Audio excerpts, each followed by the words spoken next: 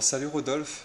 Bonjour Loris. La semaine dernière, tu nous as conviés sur le front de mer de Saint-Pierre pour une méditation en plein air sur le thème de l'altruisme et de l'amour. C'est ça. Alors, est-ce que tu peux nous parler un petit peu de la méditation sur l'altruisme et l'amour? Avec plaisir. Alors la Metta Bhavana, comme on l'appelle en pali, est une des plus anciennes méditations connues. Et c'est vraiment un cheminement très profond qui va être le socle vraiment de toutes les réalisations, si on peut dire, dans cette vie. Alors déjà, j'aimerais revenir sur les définitions de ces mots. Méditation, un très bon synonyme, c'est cultiver. Et la compassion, l'altruisme, la bienveillance sont des facultés naturelles de l'esprit. On appelle ça des qualités saines. Donc on va apprendre en pratiquant Metta Bhavana, donc la méditation sur l'altruisme et la compassion, à développer ces facultés naturelles de l'esprit.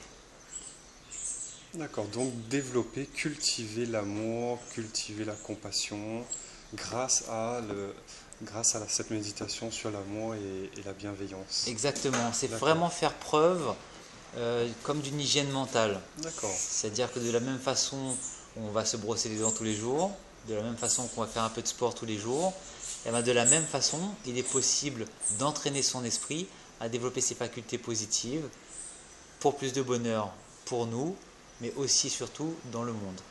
d'accord, très bien. On était environ une trentaine, je crois. Est-ce que c'était des personnes qui avaient l'habitude de la méditation? Est-ce que c'était des débutants?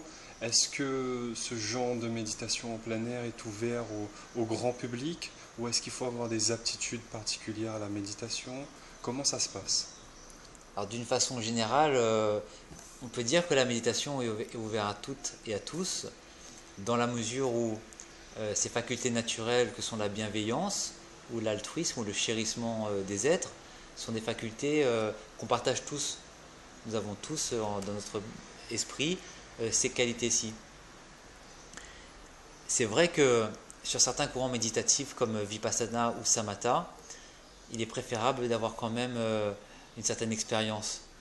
Mais pour ces méditations sur la bienveillance, je pense que c'est vraiment ouvert à tous dans la mesure où elles ne sont pas très longues et surtout elles sont issues d'un courant qui depuis longtemps est passé de maître à disciple et a fait ses preuves auprès du grand public. Ce qui est très important aussi, et c'était un point que je souhaitais souligner, c'est que à travers ces méditations, on fait aussi passer un message, en l'occurrence un message de paix. Parce que pour cette grande première méditation collective, il y avait des gens de tous les horizons. Donc il y avait des musulmans, des chrétiens, il y avait aussi des personnes qui étaient athées, il y avait des métropolitains, des réunionnais. Donc c'était vraiment très ouvert. Et ça me plaisait énormément, l'idée me plaisait énormément de se retrouver tous et toutes autour du même thème commun qui est développer l'amour en soi et vers le monde, quelles que soient nos origines. Très bien.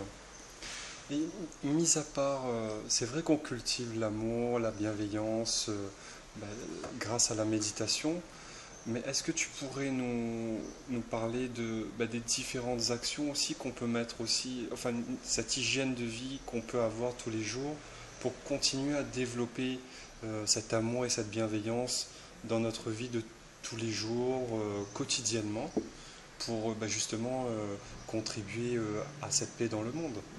Alors souvent, mon maître dit que la méditation commence à la seconde où on sort du coussin, où on se lève de son coussin de méditation. Et effectivement, ça prend une toute autre ampleur parce que la méditation se retranscrit, se matérialise dans le monde par les actions. Alors, sourire à quelqu'un dans la rue, aider une personne âgée à transporter ses courses, appeler un ami qu'on n'a pas vu depuis longtemps ou demander pardon à son père par exemple ou à sa maman, et ben ça c'est des actions méditatives très pragmatiques et qu'on peut chacun réaliser dans notre quotidien. Et qui amène à la paix dans la famille, à la paix avec nous-mêmes et à plus grande échelle à la paix dans le monde. Exactement. Voilà. Souvent, les maîtres de méditation disent qu'en changeant son monde intérieur, eh ben, on finit par changer l'univers tout entier. Oui, il faut qu'on soit le changement qu'on désire voir dans le monde. Et je crois que c'est de Gandhi. Exactement, Voilà. c'est Gandhi. Merci Rodolphe. Je crois que, avant qu'on termine, je crois que tu vas organiser une